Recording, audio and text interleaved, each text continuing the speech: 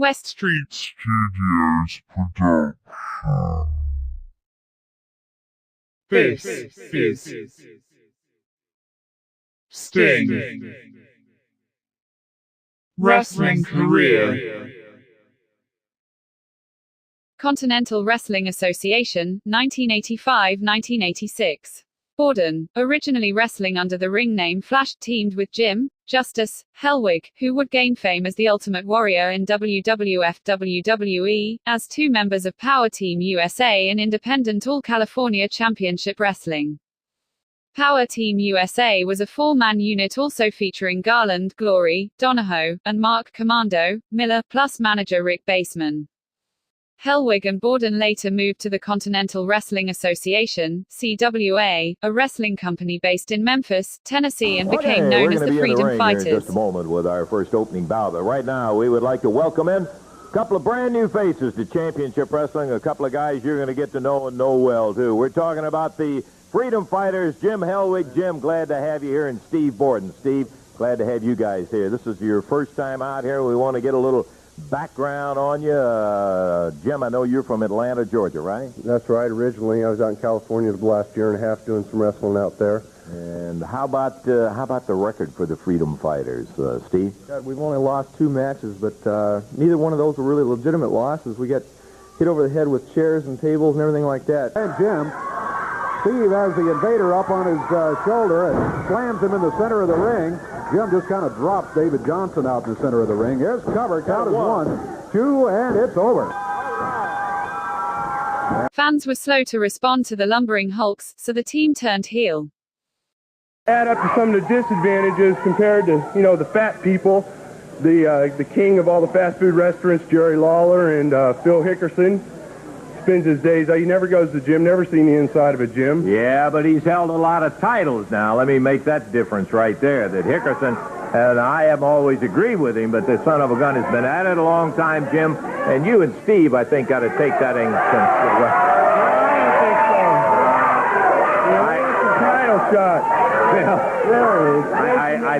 I think they're probably in a hurry, Phil. No, got him high up in the air.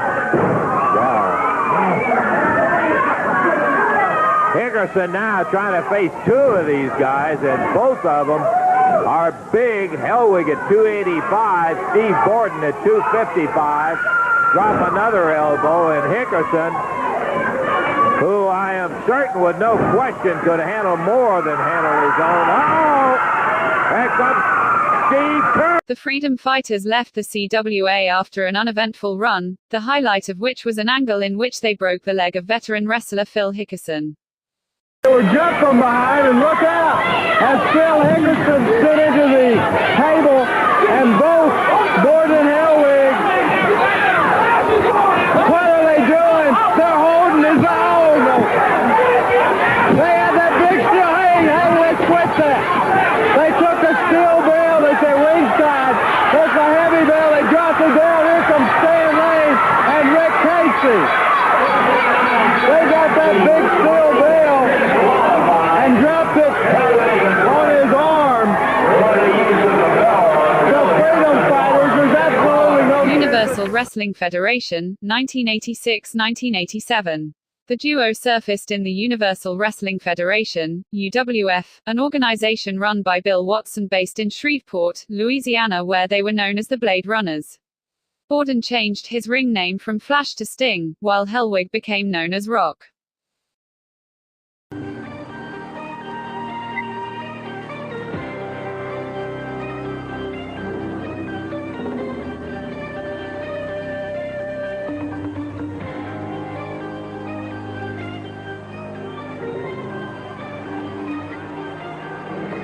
Introducing their opponents at the combined weight of... Oh, there again! Ladies and gentlemen, after searching the world, after looking everywhere for the greatest tag team in the world today, Hot Stuff, Eddie Gilbert and Spellman, it is indeed again my great honor, my friends, to bring to you, ladies and gentlemen, the most awesome tag team in professional wrestling, the Blade Runners!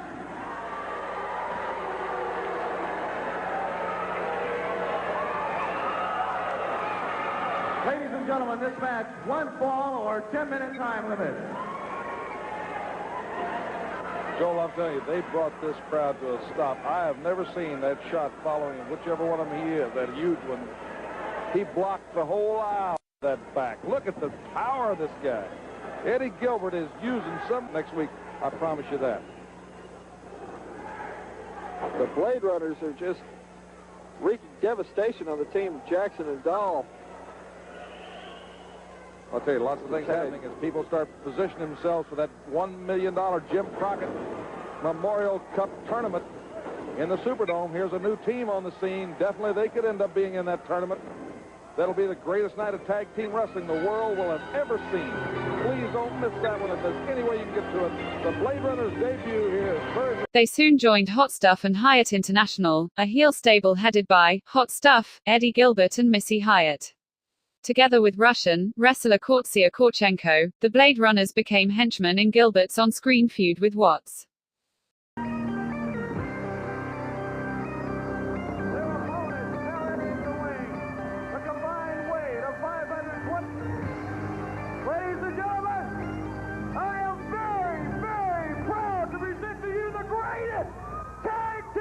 Today, Hot Stuff International brings to you the Blade Runners! This match, one fall. Certainly is developing a stable for himself. Again. Bill, their strength is unbelievable. He just walks around with a man. I know Joel, when he shot that video we saw, he said that the men were doing repetition maneuvers on the bench press and the squat racks that were just phenomenal. 1, 2, 3. The Blade Runners, ladies and gentlemen, another tremendous victory. They're animals.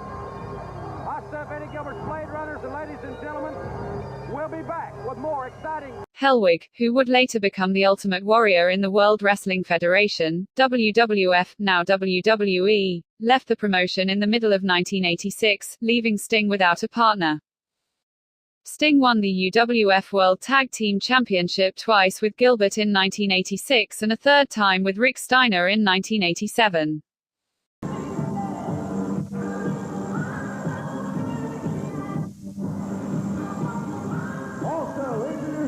Accompanied by Hot Stuff, Eddie Gilbert. Thank you. You know, Mike Wilson, I've been noticing, and I'm going to make a prediction for 1987 that you're going to be pretty good at doing this job, and maybe someday you might be as good as me. Ladies and gentlemen, it is indeed a great honor to introduce to you and representing Hot Stuff and Hyatt International first from Detroit, Michigan, 265 pounds, the superclass himself, Rick Steiner. Oh yeah. And from every man's nightmare, 270 pounds, the one, the only, Sting. I think they're just prolonging the agony because they have dominated since Jeff Rates got in the match. Gary Young made the tag. They have really dominated Jeff. And it might be a good idea if Rates could make the tag, but I don't think they're not going to allow that. What's this? Catapulting right in with a shoulder. Steiner brought Sting after the tag was made from the outside over the top. And Sting drove the shoulder into Jeff Rates, and Rates is feeling it now. Steiner and Sting. Hyatt and Hot Stuff International. You can expect great things from this team, and we'll be back. And when we do, the Universal Television Championship, the battle. Following a match against Terry Taylor in the middle of 1987, Gilbert interfered on Taylor's behalf, costing Sting the match. Ladies and gentlemen, this match is a UWF Contenders match. In the ring at this time, at 238 pounds, the number 4 contender from Vero Beach, Florida, Terry Taylor.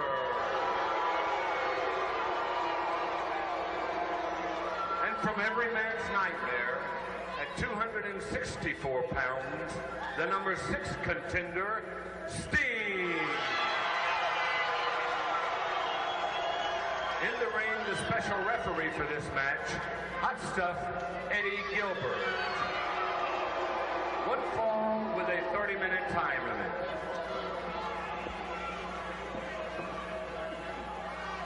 Some of you people may already know what happened to the tag team belts. But if you don't know, I'm going to tell you right now. We lost to the Lightning Express. We lost because of a mistake that was made by that man right there.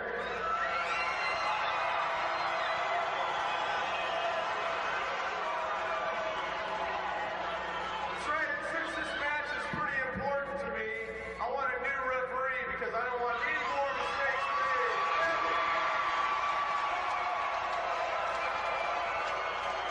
But there is no referee. Hot Stuff Eddie Gilbert is at ringside. The referee needs to get back on his feet so he can watch this action here. Gilbert is giving Taylor that boot. That boot has played a big part. In one other match, Gilbert was really selling himself to Taylor and giving Taylor that boot.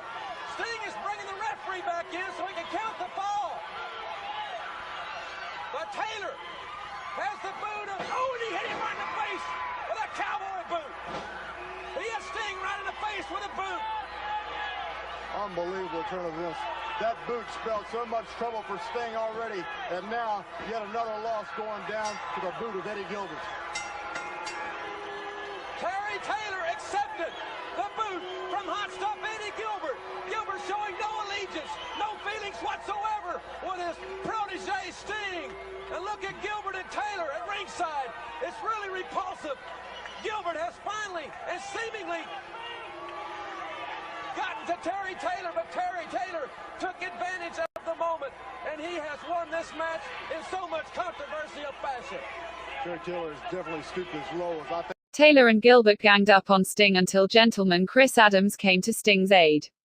Adams cleared the ring and then asked Sting if he was with him or against him in his feud with Taylor and Gilbert. Sting turned face by declaring his allegiance to Adams. So much controversial fashion. Terry Taylor has definitely stooped as low as I think humanly possible, and he's in good company with Eddie Gilbert.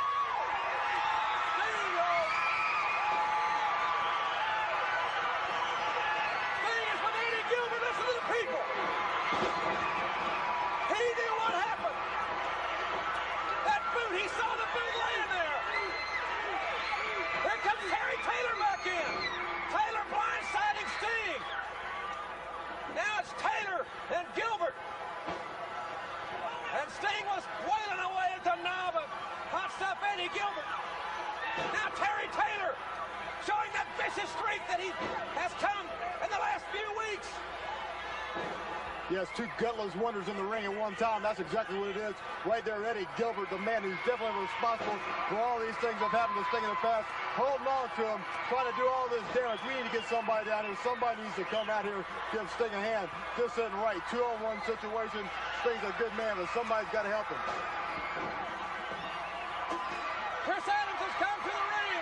He's taking my chair, and he is ready to clean house. Taylor and Gilbert are running, and I mean sprinting from the ring. Adams like a wild man with a steel chair. It was Chris Adams who came to save Sting.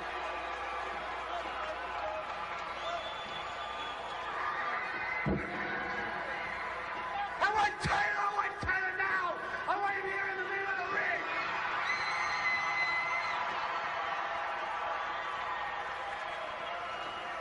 Hey, listen. You wait a minute. Hey, you just wait a minute. You people now have all that chance, you've all that time to see exactly what a low-down bum Terry Taylor is.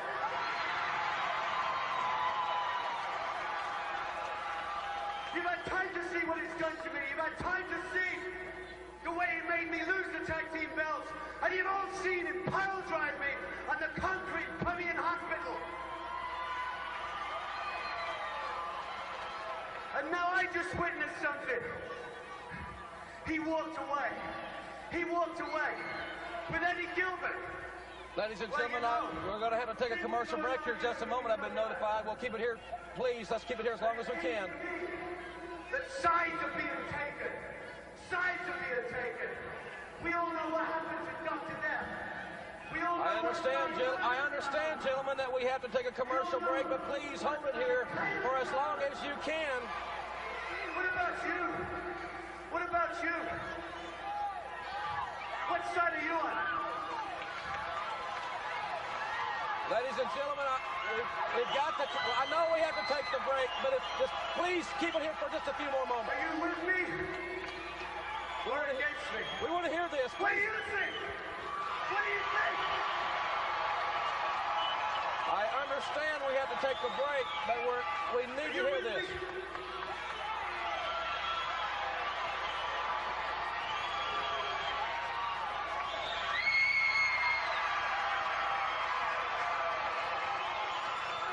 That's all I wanted to know. All right, if we're going to the break, we're going to the break. Behind the scenes, Gilbert endorsed Borden by telling a dirt sheet that Sting would be a megastar in the future. Later that year, Sting was tabbed to win the UWF Television Championship, then held by Gilbert, until Jim Crockett of the National Wrestling Alliance, NWA, bought the company from Watts. The Universal Wrestling Federation was owner Bill Watts' attempt at taking his Mid-South wrestling promotion to a national level in 1986. The attempt failed, and in 1987, Watts sold the organization to Jim Crockett Promotions, and it became part of what would later be known as World Championship Wrestling. Crockett's booker, Dusty Rhodes, decided to put the television title on Taylor to set up a feud between Taylor and NWA television champion Nikita Koloff to unify the two titles. Rhodes used then unknown Shane Douglas as the transitional champion from Gilbert to Taylor because Rhodes did not want to diminish Sting's growing stardom with a brief title run.